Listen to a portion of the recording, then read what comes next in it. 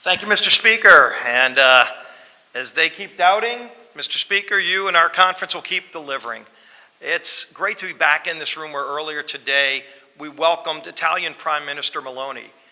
She's a real up-and-coming and very charismatic new leader of the country of my great-great-grandparents and so many of ours. The Speaker, our conference chair, all have descendants that come from Italy, and we talked about our shared values. We talked about a number of things our two countries are working on together with our allies, especially in Europe, and so it was great to have her here. I know she's meeting with the President later today.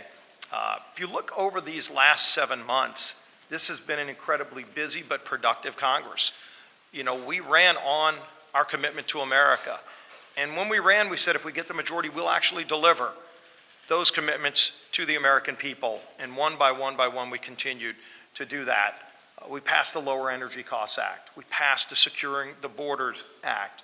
We've worked on bills to lower inflation, to push back on the radical far-left extreme agenda of the Biden administration, to give a parent's Bill of Rights, to focus our military again on our enemies, and especially on the threat that China poses, instead of the attacks they're making from within, the problems they're creating that have caused a dramatic drop in recruiting. We have continued to deliver, and today is no different.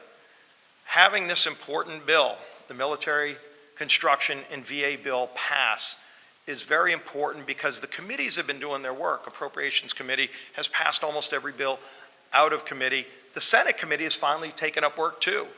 This goes back to the beginning of the Congress when the Speaker made it clear we're not going to do omnibus appropriations bills.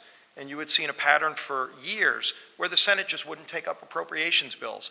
Well, that's changed because we made it clear we were not going to continue those kind of irresponsible actions in the House, and so it's pushed the Senate to work. But they still haven't passed any appropriations bills out of the Senate. And this bill is incredibly important because it funds veterans' health benefits. It funds better housing for our military veterans. It was incredibly disappointed that a bill that's that important to the men and women who sacrifice so much for our nations to give us the freedoms that we have today, that every single Democrat voted against veterans' health care, against the new housing for so many of our men and women in uniform who need and deserve it. But we still moved forward. We still said we're going to get the job done because it's that important. And as Democrats have walked away on so many important votes, Republicans have still stood up and fought for the American people to try to get this country back on track, to push against the extremist agenda. And it's not going to slow down.